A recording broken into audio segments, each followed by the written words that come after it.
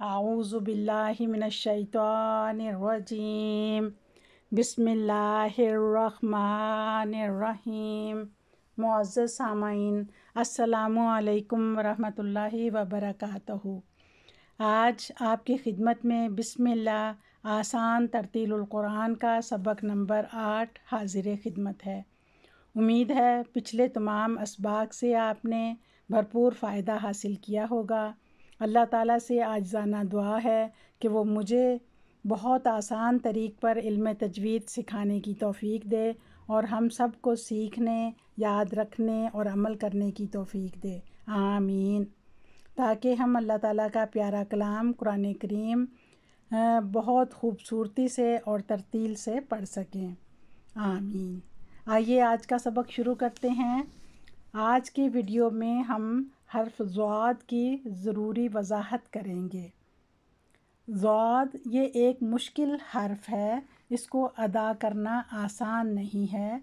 ये अपने ग्रुप में अकेला है और इसके ग्रुप का नाम हर्फ हाफिया है।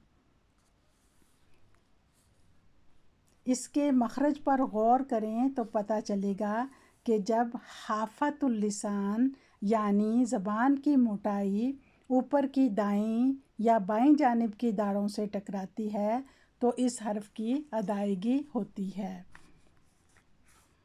इसकी तफसील जानने के लिए हमें चाहिए कि इल्म तजवीद ज़ौक़ व शौक़ से सीखें और क़वाइद व ज़वाबित को अपनाएं, दुरुस्त अदायगियाँ करें और अल्लाह ताला से दुआ करें कि अल्लाह ताला हमें अपनी ज़बान आसान तौर पर सीखने की तौफ़ीक दे, आमीन।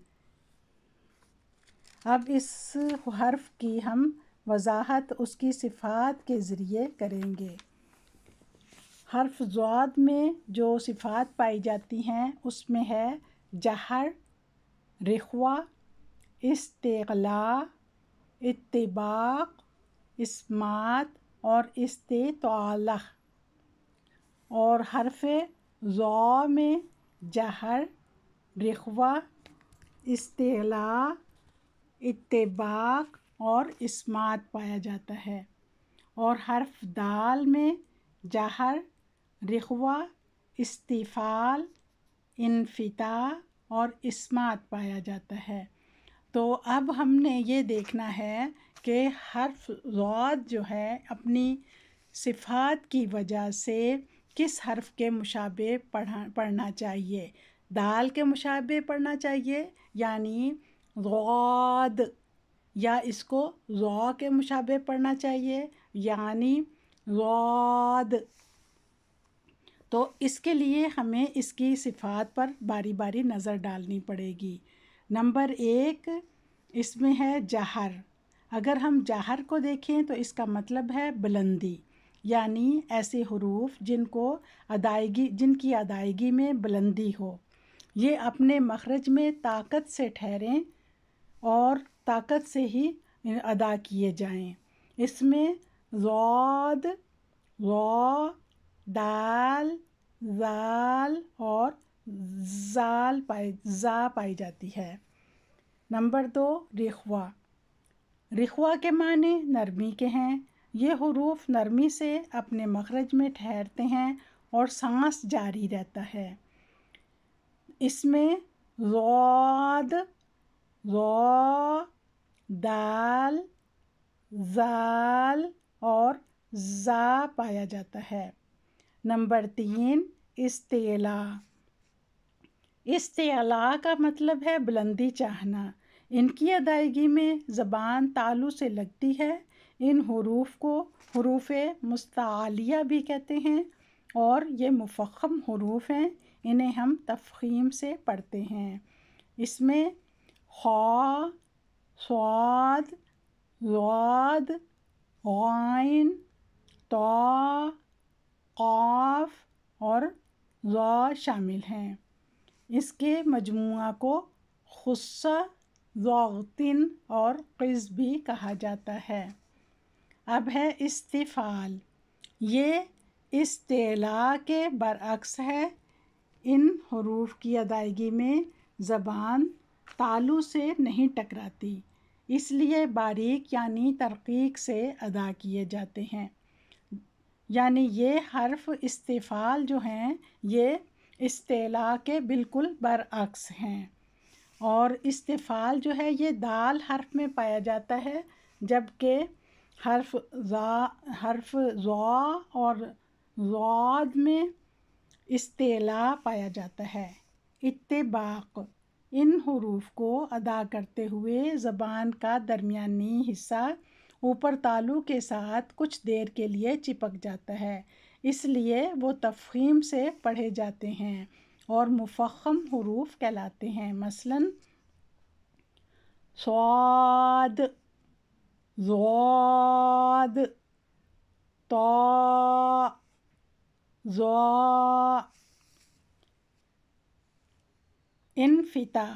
انفتاح یہ اتباق کے برعکس ہے، یعنی ان حروف کی ادائیگی میں زبان کا درمیانی حصہ تالو سے نہیں ٹکراتا، اس لیے یہ باریک پڑھے جاتے ہیں، ترقیق سے پڑھے جاتے ہیں، اور اس میں دال، ذال اور زا شامل ہیں۔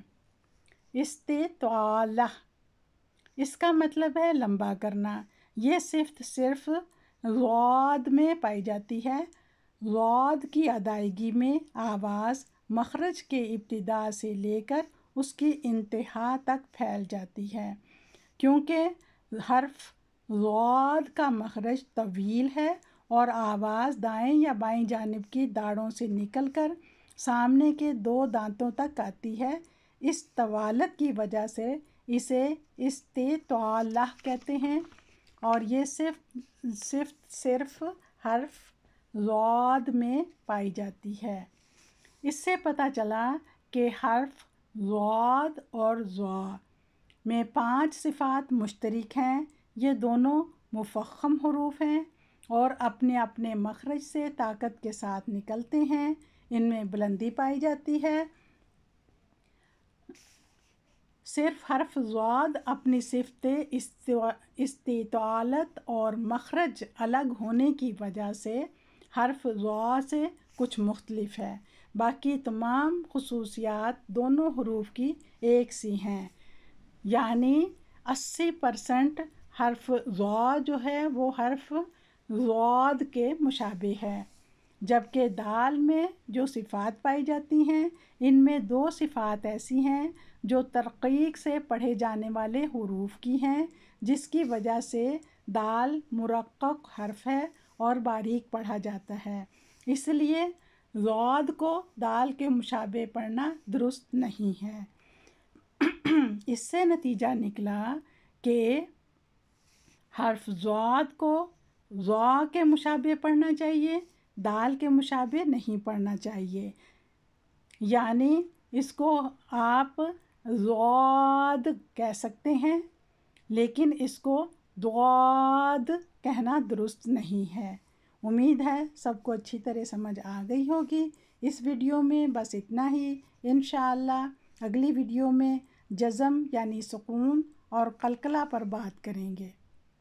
سبحان اللہ و بحمدہ، سبحان اللہ العظیم، اللہم صلی علی محمد و آل محمد، الحمد للہ رب العالمین، عدد خلقہ، رضا نفسہ، وزنۃ عرشہ، مداد کلماتہ۔ السلام علیکم ورحمۃ اللہ وبرکاتہ۔